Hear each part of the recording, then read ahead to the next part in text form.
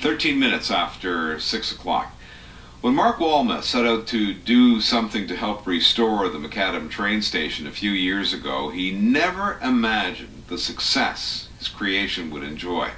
His fictional character, Abigail Massey, and her adventures at the McAdam train station have won over the hearts and minds of readers across the country, and they've attracted thousands of visitors to the station. Now, Abigail Massey has come to life in a fully illustrated, limited edition coffee table book. It's already sold out, but here's some good news. Mark has kept one last edition for us to give away. Mark Walma is in the studio with me this morning. Good morning. Thanks for coming in. Good morning, Terry. Thanks for having me. I have to start by saying I got my first look at the coffee table book you produced yesterday, and it is a really impressive work. Nicely done. Well, thank you very much. I mean, most of the credit for the look and the presentation of that book goes to my sister Lynn in Toronto. You know, the first set of Abigail books were stories with some illustration and design elements, but this book is illustration and design to the forefront, and that's Lynn, and she did a fantastic job. And of course, credit to the photographers over the last 100 years who took such beautiful photos. And what made you decide to go with the coffee table book? It's an interesting story because it started with me saying, quite frankly, I want a hardcover. I've published legal textbooks, I've published the Abigail books, they're all softcover books. And my ego just said, Mark, you want one hardcover book on your shelf. So we started talking about doing a hardcover version of the Christmas novel that we just published. And then Lynn said, we can make this so much more. And we talked to people down in McAdam, the Historical Restoration Commission, and they said, that sounds like a great idea. We've got lots of photos, so let's put something together. And Lynn just took the ball and ran with it and did a beautiful job. And where did she find that material? Well, the interesting thing about that is the material is everywhere. It's just a matter of going out and finding it. And in this case, the color photographs were gathered from local photographers who have, you know, been at the station. The station's so beautiful, it attracts photographers. So it was just a matter of casting the nets and saying, have you got photos to use? Amazingly enough, many of the color photos inside the book I took. I don't know why my photos got, maybe Lynn decided to prefer mine over You had an in with the exactly. Person choosing the pictures. Exactly. The black and white photos, the historical photos, really are from the archives that the station itself has collected. Gail Swan, the president of the Restoration Commission, and I spent an evening on the phone from McAdam to Fredericton where she'd pull up a picture on her computer and say, what about this one? And I'd say yes, and she'd email it to me in its high res. That's the way we kind of did it. It was Gail who did the work to get those. So it was a group effort. Oh, it certainly was. Everybody pitched in. And everybody motivated by that interest in the McAdam train station. That station, and as you said in your intro, the history of the railway in New Brunswick has attracted so many people to the project. You know, you talked about how we've managed to get more and more people to go to the station, and I'd love to take credit for all of that. There's an amazing group of volunteers down in McAdam who work hard every day, and right now they're in their most busy period of Christmas. They have dinners and events. They're working so hard, and my work and the Abigail books are just a kind of support for them. Good for you for mentioning them and giving them a shout out, because that a lot of times that work goes unacknowledged. Every time I go down there I learn more. I mean, the last time I was down, you've heard of the Railway Pie Sundays. The fact that all through the summer they have a Sunday event at the station in the lunch counter where they sell railway pie. I found out that the railway pies that they sell, which are the biggest draw they have, are baked by two women from McAdam who are both in their mid to late 80s. And they're baking 20, I don't know how many pies every week. Amazing the commitment of those people to their town, their village, the train station, into New Brunswick history. And I'm betting those women have been making those pies for decades. No doubt. And if you've had the pie, you see the perfection that they've gained over time, because it's the best pie in the world. Now, this isn't just a coffee table book that's a typical coffee table book with photos and captions for photos. You've managed to weave some of the Abigail Massey stories in there. Interesting concept.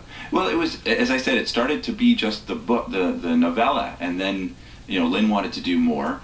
First thing we did was we said we need a history of the station and of the village, and we talked to a woman whom I know who grew up in the village, right across from the station, Mary O'Keefe Roback now, And she very kindly agreed to write an Abigail story which incorporated the history of the village into it. And that was amazing. That's the first Abigail that's not written by me. And then working with Gail Swan, we looked for specifically photographs that would complement the story that goes on in the novel. So pictures of snow clearing and pictures of the snowstorm and trains emerging from the snow, those kind of things. So yeah, it's very complementary to each other. And Lynn did a wonderful job of arranging the photos in such a way that they are placed near the area of the story, which they complement. You know, there's also, you've incorporated an actual person from McAdam's past into this current book, correct? How did that happen? So many amazing things have come out of this project. I used to work at UNB, and I got to know Gwen Davies, who was a very senior person in their literature area, and an expert in Canadian, Atlantic American literature. And she stopped me in a coffee shop after the first couple of Abigail books came out, and she said, "Mark, you know, kind things about your book, but your character is not the first literary character to visit the McAdam Railway Station." Of course, I just was floored by this. And she told me about a book called Tilda Jane, An Orphan in Search of a Home, that was published in 1901, written by a woman named Margaret Marshall Saunders. Your listeners might recognize that name as the writer of Beautiful Joe, which was a very famous book published at the end of the 19th century.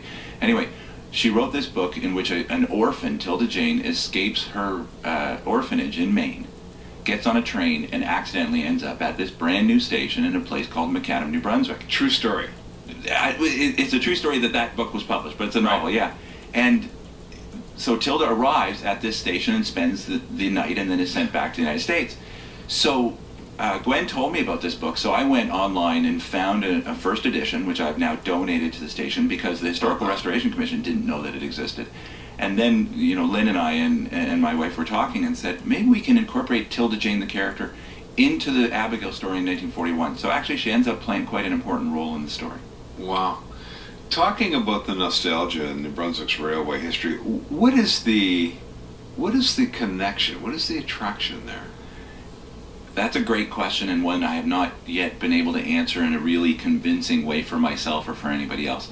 I think one of the things is so many people in McAdam and across New Brunswick, their lives were spent on the railroad. I don't know how many people have come to me and said, my grandfather worked at the railroad, my father and mother worked at the railroad, and my husband or my wife or I work at the railroad. Right. In some capacity. Everyone's got a story. If they're not telling me that story, they're saying, my grandmother used to come in when she visited her children through the McAdam railway station. The railways really built this country, and so many people have a connection to it, especially in New Brunswick, where it was such an important part of our history. So I think that's a real part of it. I think it's amazing to me how many people are just interested in trains. I mean, if you looked at the movie Trainspotting, people are just fascinated by the movement of trains and by how trains work. I was at the Fredericton Model Railroaders convention meeting show a couple of weeks ago. What an amazing event. I mean, I went there at the invitation of Danny McCracken, whose father was the station agent at McAdam in the 1940s. Wow. To see all these people still caught up in the lore and exchanging historical books and living it and continuing to live it. And Danny showed me a book that's been published about the railroad in Eastern Canada, and he flipped very excitedly into the book and he said, "There's me." And there was a picture from 1954, and there's him as a young man, as one person in this larger picture, getting the newspapers ready to deliver as they come off the train in McAdam. And so many people have those kind of personal connections. It seems like it's under-acknowledged. It seems like, maybe that's just me, but it seems like we have let that pass, let that part of our history pass, with the exception of the isolated pockets of specific interests that you just referred to, the Model Railroaders Club. But boy, that seems to be an underappreciated aspect of our history, and you've really tapped into something with this book. Well, thank you. Yeah, and I think we have, and I think that's true. I find it interesting because I'm originally from Ontario. I'm from the Toronto area, where trains are still a part of people's lives. They have an entire intricate Government of Ontario GO transit system, and it's all trains. So trains are still alive, but they're not seen in the same way as these transcontinental trains. Right. But they are part of people's lives. I'd love to see New Brunswick start to get back to that. It's environmentally friendly. It's fuel efficient. You can move goods and people very efficiently with trains. It's just a matter of building and maintaining the tracks. I think with the technology advancing, we might see a renaissance of train travel, but you know, the worry is we'll lose the history before we get to the future, right? Yeah, the fascination with trains, I mean, I can't explain it. I was never involved in, and no member of my family was ever involved in the railway directly. Where I grew up, there were trains regularly, but I know when my son was born, my daughter was born, I bought them a train set. Yeah. Because there's something about a really well-made model train that just fascinates. Anyway, tell people where they can get a hold of the books, please. Well, it's we've thankfully over the 2 years we've built a bit of a network, and that is mostly thanks to more volunteers. The Thrum ladies, Carrie and Marilyn, knitters. I first met them at the Sunday Christmas market in Fredericton. And they said, we'd like to carry your books in our artist cooperative stores in Fredericton, in St. John, and in Woodstock. So the books are available at Artful Persuasion between York and on York Street between King and Queen in Fredericton, and also at Covey Basics on Prospect. They're available at Simply Local A, which is another artist co-op in St. John on Water Street. They're available at Covey's and at the Woodstock Farm and Craft Market in Woodstock. They're available at WWE Smith store in Harvey, and they're available at locations like the McAdam Railway Station and the village office down in McAdam. But the other thing people can do is they can just email Abigail at abigailmassey.ca, and they'll connect with me, and I'll make sure they get a copy. The last thing I'll say, sorry, you're giving me a chance to promote, I will be at the Sunday Christmas Market from 10 to 3 this Sunday in Fredericton. If people want to drop by, get a copy of this book or any of the first 3 books, meet the author, tell me their stories of trains. I love to hear that and their train history. It's a wonderful opportunity for me to meet people. Mark, thanks for coming in. Best of luck. It's my pleasure. Thank you. Mark Walma is the author of Abigail Massey at McAdam Station. He's now published 4 novellas about her adventures and a limited edition coffee table book for Christmas. It's already sold out, and when you see it, you'll know why. But Mark has given us one. It's numbered 99.5, Clever A. And we'll be giving one away in our special Feed a Family auctions, so stay tuned.